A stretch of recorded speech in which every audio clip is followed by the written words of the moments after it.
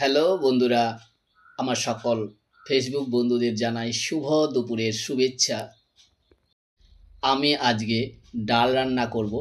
তো ডাল রান্না করার আগে বন্ধুদের সঙ্গে আগে পরিচয়টা হয়ে যাক। তো আমার পরিবারের সবাই তো আমাকে চেনে, যারা এখনও আমাকে চেনে না।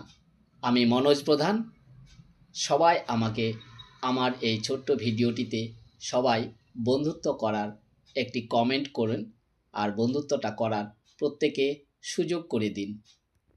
তাহলে যাওয়া যাক এবার সেই ছোট্ট ভিডিওটিতে। তো বন্ধুরা, ভিডিওটি ভালো লাগলে অবশ্যই কমেন্টে জানাবে, কারণ আমরা কিন্তু এই ফেসবুক প্ল্যাটফর্মে একে অপরের পরিপূরক। আজকে আমি ডাল রান্না করব। তো বন্ধুরা, একটু সঙ্গে থাকবেন, কিভাবে আমি ডালটা রান্না করছি তা সবাইকে একটু আমি দেখাচ্ছি। প্রথমে আমি ডালটাকে আগে সেদ্ধ করে নেব। ডালটাকে সেদ্ধ করার জন্য গরম জল বসিয়েছি। এবার আমি ডালটাকে একটু ভালো জল দিয়ে ধুয়ে পরিষ্কার করে নেব। এবার আমার ডালটা কিন্তু ধোয়া হয়ে গেল। এবার গরম জলের মধ্যে ডালটাকে দিয়ে দিচ্ছি। এখানে আমি আন্দাজ মতো একটু লবণ দিব। সিদ্ধ করার সময় একটু প্রত্যেকে লবণ দেবে, তার সঙ্গে একটু হলুদ দিয়ে দেবে।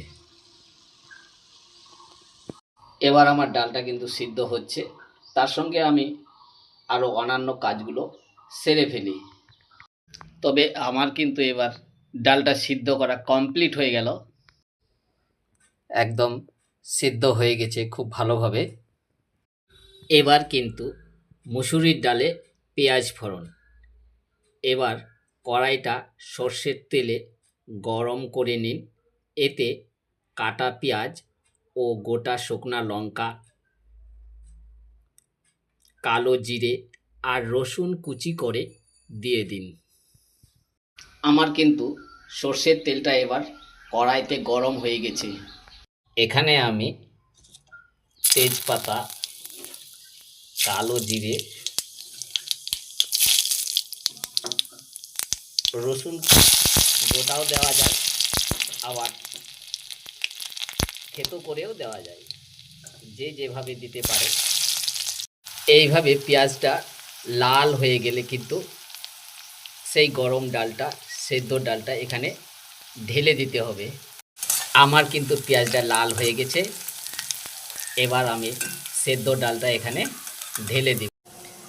আমি কিন্তু এবার সেই কড়াইতে